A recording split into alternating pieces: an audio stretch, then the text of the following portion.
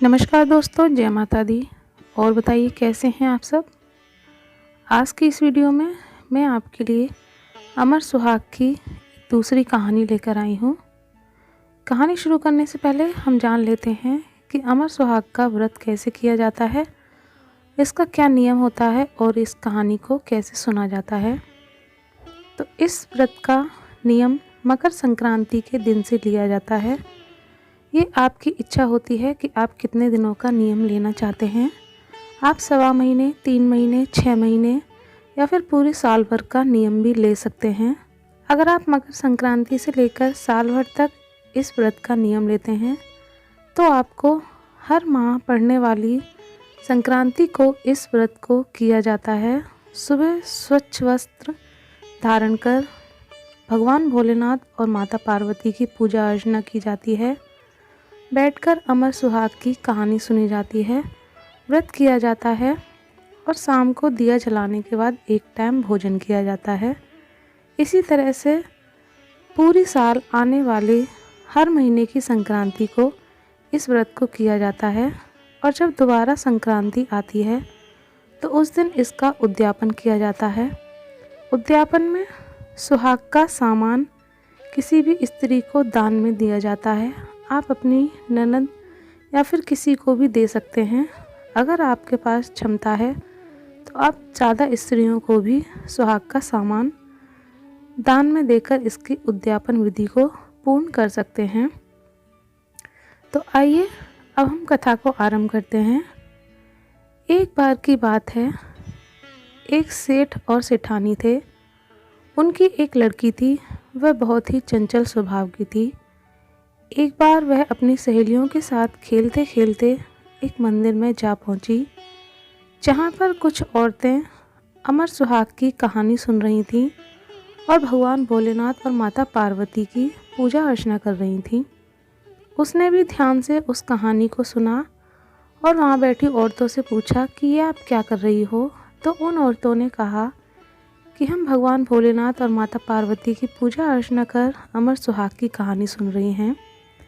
वह इतनी चंचल थी कि यह सुनकर उसके मन में भी अमर सुहाग का व्रत करने की इच्छा हुई।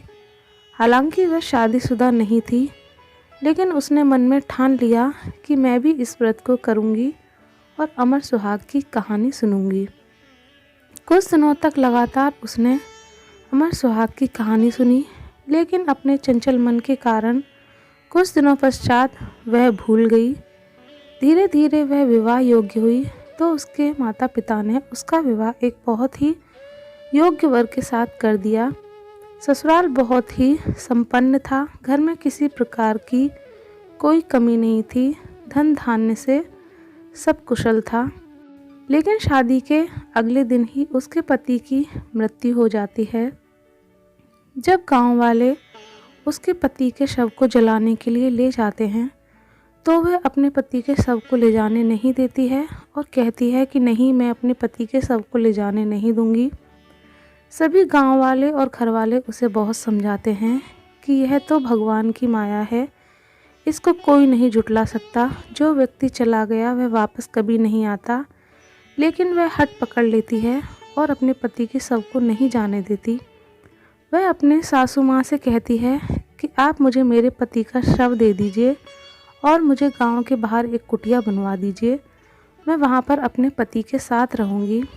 ससुराल वाले उसे पागल समझते हैं, लेकिन उसकी जिद के आगे उनकी नहीं चलती और वह गांव के बाहर उसके लिए एक कुटिया बनवा देते हैं। वह उसी कुटिया में अपनी पति के शव के साथ रहने लगती है। रोज़ाना सुबह उठकर शव की साफ सफाई कर उसके पास ही भूखी प्यासी बैठी रहती है।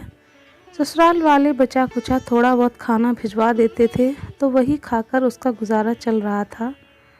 वह बैठी बैठी अपने भाग्य को कोसती है और माता पार्वती से विनती करती है कि आखिर मुझे ये किस बात का दंड मिला है।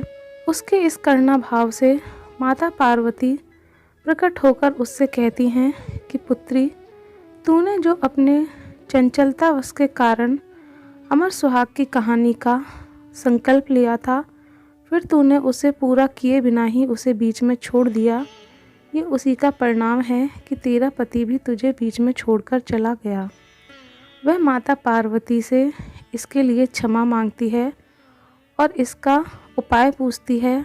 तो माता पार्वती उससे कहती हैं कि तू फिर से अमर सुहाग व्रत का संकल्प ले और नियमित रूप से कहानी सुनना, शाम को दीपक जलाना, एक टाइम भोजन करना, इससे तेरा पति पुनः जीवित हो जाएगा।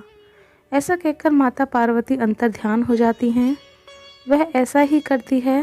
वह 1.25 महीने का व्रत करने का नियम लेती है। रोजाना सुबह उठकर नहा धोकर शुद्ध वस्त्र धारण कर माता पार्वती और भगवान भोलेनाथ की पूजा अर्चना करती है, व्रत करती है और अमर सुहाग की कहानी सुनती है। शाम को दिया जलाकर एक समय भोजन करती है। ऐसा लगातार 1.25 महीने तक करने पर उसका पति पुनः जीवित हो जाता है।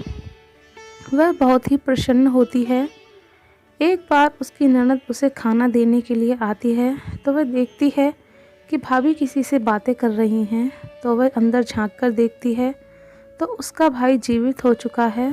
वह यह समाचार जाकर अपनी माँ को सुनाती है तो उसके सास ससुर भी बहुत ही प्रसन्न होते हैं और दौड़े दौड़े आते हैं तो देखते हैं कि सच में उनका पुत्र जीवित हो चुका है। वह अपनी बहू से इसका कारण पूछते हैं तो वह सब कुछ बता देती है। सभी लोग बहुत प्रसन्न होते हैं और उससे घर चलने को कहते हैं, लेकिन वह कहती है कि मैं घर जब ही जाऊंगी जब मैं अपने व्रत का उद्यापन कर लूँगी। तो उसकी सास इसके लिए तैयार हो जाती है। वह व्रत का उद्यापन करती है, सुहागिन स्त्रियों को सुहाग का सामान दान में देती है, कहानी सुनती है और सुनाती है। तो इसी के साथ कहानी समाप्त होती है। इसी प्रकार जो भी सुहागिन स्त्रियां इस व्रत का नियम लेती हैं और लगातार कहानी सुनती हैं, उन्हें अखंड सौभाग्यवती होने का सुख प्राप्त होता है और भगवान भोलेनाथ और माता पार्वती की कृपा उन पर सदैव बनी रहती है। तो बोलिए भगवान भोलेनाथ और माता पार्वती की जय। इसी के साथ मैं चलती हूँ, मिलूँगी नेक्स्ट वीडियो में। तब तक के लिए धन्यवाद।